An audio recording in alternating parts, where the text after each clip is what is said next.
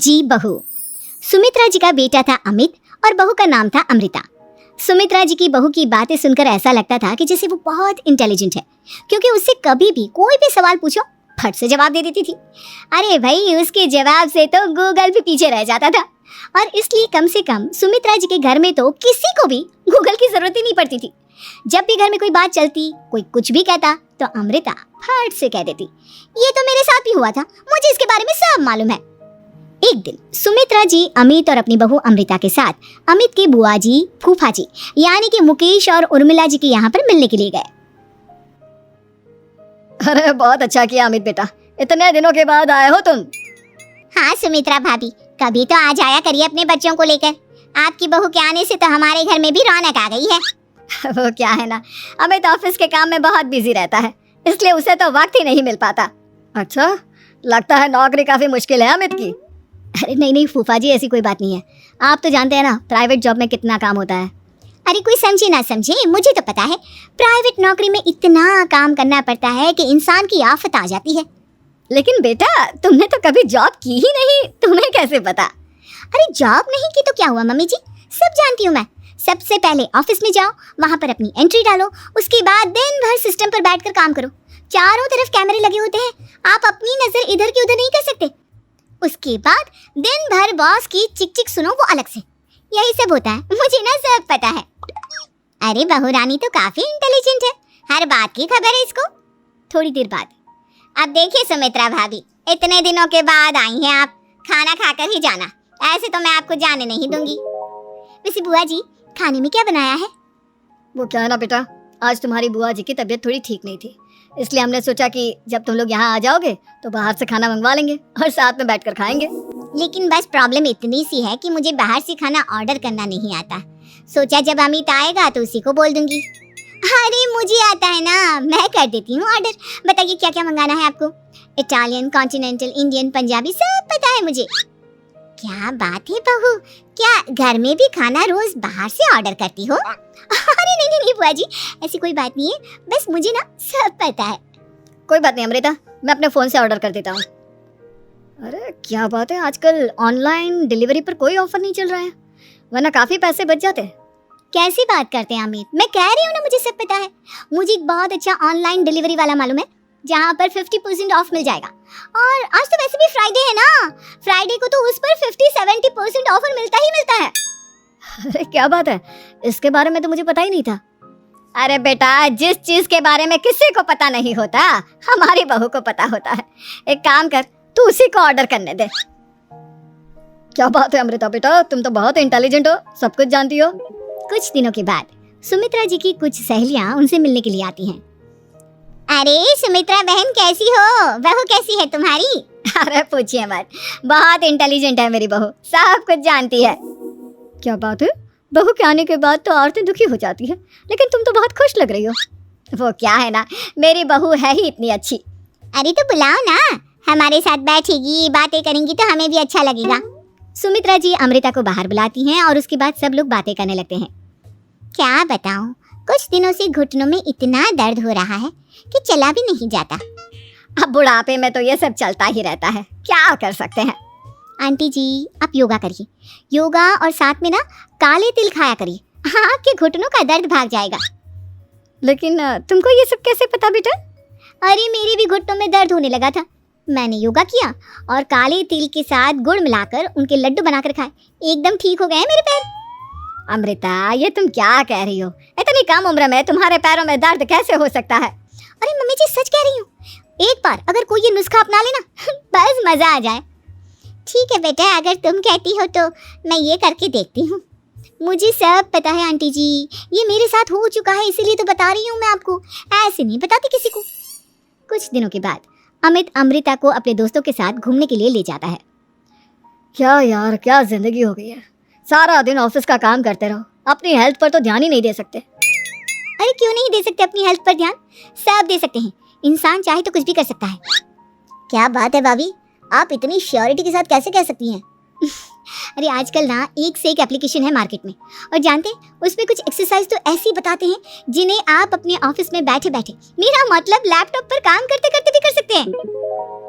अमृता, ऐसी एक्सरसाइज के बारे में तो मुझे भी नहीं पता था, तुम्हें कैसे मालूम? अरे मुझे सब पता है, हर चीज की खबर रखती हूँ मैं, जानते हैं ना आप।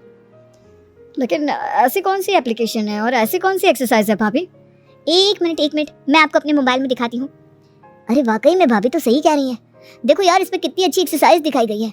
अपनी चेयर पर बैठे बैठे एक्सरसाइज भी कर लो, काम भी और हेल्थ भी। वाह भाभी वाह, मजा आ गया। लेकिन अमृता, तुम्हें इस बारे में कैसे पता? अब मेरे साथ जो चीज हो चुकी है उसके बारे में तो मुझे पता होगा ही ना अमित। मतलब तुम कब ऑफिस में काम करने गई जो तुमने ऑफिस करते करते एक्सरसाइज की? मैं जो किचन में काम करती हूँ अमित, घर के काम, वो किसी ऑफिस के काम से काम है क्या? बस मैं भी वो सब करते करते इनमें से कुछ एक्सरसाइज ट्राई कर लेती हूँ, इसीलिए मुझे सब पता है। सही है यार, तुम तो बहुत इंटेलिजेंट हो। कुछ दिनों के बाद, ये क्या है? एक दोस्त ने मेरे साथ एक मजाक किया है लेकिन समझ में ही नहीं आ रहा। अरे बेटा, तो अमृता से पूछ लेना, उसके पास कोई ना कोई जवाब जरूर होगा। ठीक कहती है मम्मी जी, मैं सब जानती हूँ। लेकिन अमृता, ये थोड़ा मुश्किल है, सोच लो। मेरे लिए कुछ भी मुश्किल नहीं, दुनिया की कोई भी पहेली हो मैं चुटकी में सॉल्व कर लेती हूँ। अच्छा ठीक है, देखो मेरे दोस्त ने मुझे एक खाली पेपर दिया है और कहा है कि इस पर उसने मेरे लिए कुछ मैसेज लिखा है।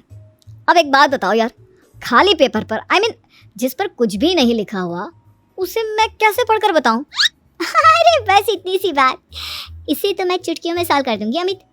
लेकिन कैसे बहू? इस पेपर पर तो वाकई में कुछ नहीं लिखा हुआ, एकदम खाली पेपर है, कैसे, क्या पढ़ोगी तुम? अमित, एक छोटा सा काम करो, जल्दी से एक मोमबत्ती लेकर आओ। अरे बहू, पेपर में आग लगाने का इरादा है क्या? नहीं मम्मी जी, इस पेपर पर अमित के दोस्त का लिखा हुआ मैसेज पढ़ने का इरादा है। अमित कैंडल लेकर आता है।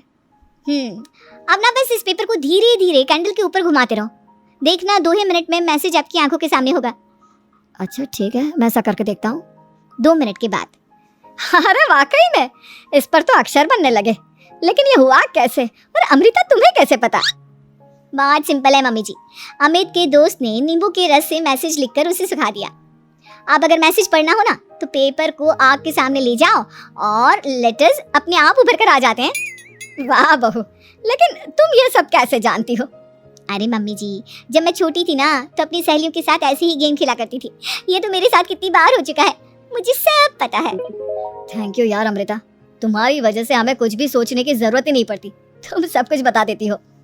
कुछ दिनों के बाद सुमित्रा जी को अमृता के प्रेग्नेंट होने की खुशखबरी मिलती है और सुमित्रा जी अमृता को डॉक्टर के यहाँ लेकर जाती है। देखिए सुमित्रा जी, आपकी बहू की तबीयत बिल्कुल ठीक है, किसी भी तरह की चिंता करने की कोई जरूरत नहीं है, लेकिन हाँ, उनको आयरन वाली डाइट खाने की बहुत जरूरत है। ठीक है डॉक्टर साहब, आप बता दीजिए मैं अपनी बहू को क्या क्या खिलाऊं ताकि उसकी तबीयत ठीक रहे और आने वाले बच्चे की भी।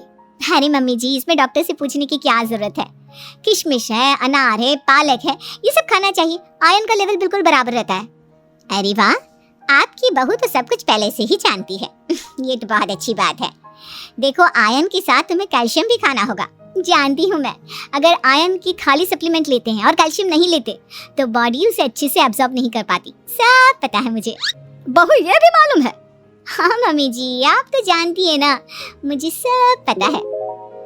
आपकी बहू की बातें सुनकर अच्छा लग रहा है। मुझे ऐसी बहुत कम लड़कियां मिलती हैं जिन्हें इतनी नॉलेज होती है, सारे सवालों के जवाब देती है, और हमारे इंडिया में तो वैसे भी हालात बहुत खराब है। बिल्कुल ठीक कह रहे हैं आप डॉक्टर साहब, लेकिन मैं उन लड़कियों की तरह नहीं हूँ, बहुत ख्याल रखती हूँ मैं हर चीज़ का। और जानती हैं आप, हमारे घर में तो किसी को किसी चीज़ के बारे में गूगल करने की जरूरत ही नहीं पड़ती। बिल्कुल ठीक कह रही है अमृता, अरे कुछ भी पूछ लो, इसे सब पता होता है। अरे वाह, तुम तो बड़ी कमाल की लड़की हो। चलो, ये तो बहुत अच्छी बात है, लेकिन फिर भी डॉक्टर की सलाह पर पूरा ध्यान देना चाहिए। वैसे क्या चाहिए तुम्हें, बेटा या बेटी? अरे डॉक्टर साहब, कुछ भी हो जाए, बस बच्चा अच्छे से हो जाना चाहिए। मुझे तो दोनों में से किसी से कोई भी परेशानी नहीं। और सुमित्रा जी आप? डॉक्टर मैडम, मुझे तो लड़के और लड़की में कभी भेद करने की आदत ही नहीं है, पोता आए या पोती, मेरे लिए तो दोनों एक बराबर है। सुनकर अच्छा लगा। वैसे आप जानती हैं, हमारे यहाँ पर तो लोगों को बड़ी बेचैनी रहती है ये जानने की कि पेट में लड़का है या लड़की, लेकिन विदेशों में ऐसा नहीं होता। हाँ, वहाँ पर तो सब कुछ पहले से ही बता देते हैं ना, ये भी कोई बात हुई भला? लेकिन तुम्हें कैसे पता कि वहाँ पर सब कुछ पहले ही बता देते हैं? अच्छा हाँ, तुम तो सब कुछ पहले से ही जानती हो ना, तुम्हारे साथ तो सब कुछ पहले से ही हो चुका होता है।